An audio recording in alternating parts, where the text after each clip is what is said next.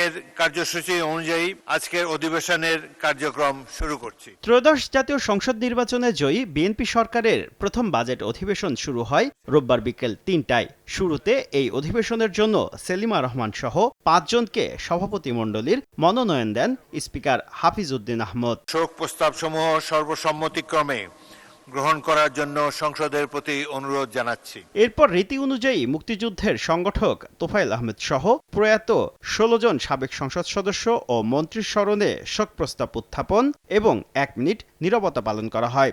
আল্লাহুম্মা আমিন। পুরো অধিবেশন জুড়ে বিদ্যুৎ ও জ্বালানি পরিস্থিতি নিয়ে সংসদ সদস্যদের প্রশ্নের মুখে পড়েন বিদ্যুৎ ও জ্বালানি মন্ত্রী।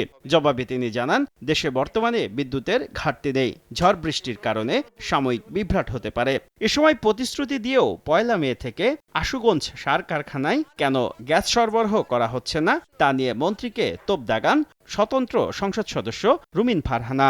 মাননীয় মন্ত্রী এই মহান সংসদে দাঁড়িয়ে আমাকে কথা দিয়েছিলেন যে ১ মের মধ্যে আশুগঞ্জ ফার্টিলাইজারে গ্যাসের সংযোগ দেয়া হবে।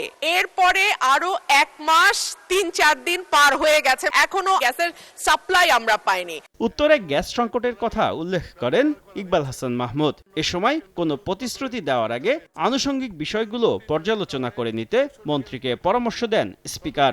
উনি বিদ্যুৎ ছাড়ছেন, আবার ওনার ফার্টিলাইজার ফ্যাক্টরি তো চালাতে বলছেন।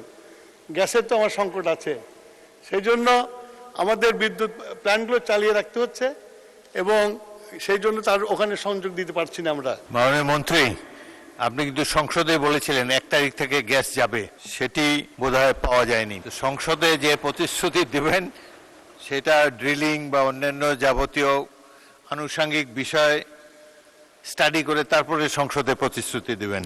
সবশেষে জ্বালানি পরিস্থিতি মোকাবেলায় গঠিত বিশেষ কমিটির প্রতিবেদন সংসদে উপস্থাপন করেন মন্ত্রী, যেখানে কমপক্ষে ৩ মাসের জ্বালানি তেলের মজুত নিশ্চিত করা, জ্বালানি সরবরাহ পূর্ণাঙ্গ অটোমেশন করা এবং আমদানির উৎস বহুমুখীকরণ সহ ১২টি সুপারিশ তুলে ধরা হয়। প্রস্তাবটি উত্থাপন শুভ খান, সময় সংবাদ, ঢাকা।